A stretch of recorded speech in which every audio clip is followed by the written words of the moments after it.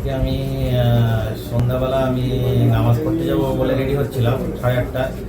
তো হঠাৎ দেখলাম আমার ফরেস্ট কি ওটা বন দপ্তরের অফিসার ফরেস্ট অফিসার আমাকে ফোন করলো এবং সাথে ছিল ঘটক পাল বলে ঘটক পাল, এই স্থানারই উনি টিসি ছিলেন।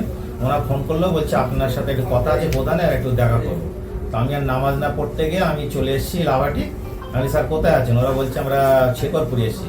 শেখরপুরে আমরা গিয়ে বসে ওনার কথা শুনলাম, উনি ওই গাছ কাটার পারমিশন নিয়ে সেই ব্যাপারে বলতে এসেছিল।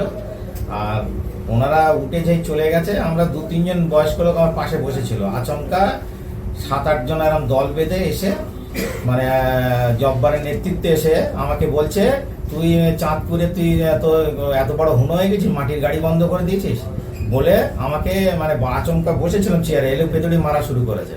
তারা সব জব্বারের লোক। জব্বারটা কি? জব্বার হচ্ছে চাঁদপুর অঞ্চল তৃণমূলের সভাপতি আছে। আমি দলের কাছে, মমতা ব্যানার্জির কাছে আমি প্রশ্ন করছি, আমি তৃণমূলের একজন কর্মী হয়ে চাঁদপুরে যে ভেগে মানুষের পাশে কাজ করছি, যেটি এই বিধায়ক এই আমাকে যে মার্ডার করার বন্দুক নিয়ে মারছে, যে বিধায়ক নিয়ে ঘুরছে জব্বার মোল্লা, এটা যদি ঘুরে থাকে তাহলে আমি কোন পার্টি করব? আমি দলের কাছে, মমতা ব্যানার্জির কাছে আমি চাইছি আমার নিরাপত্তা। আমি যদি চাঁদপুর অঞ্চলের যদি উপপ্রধান হয়ে আমি নিরাপত্তা না পাই, চাঁদপুরের মানুষ কিভাবে নিরাপত্তা পাবে?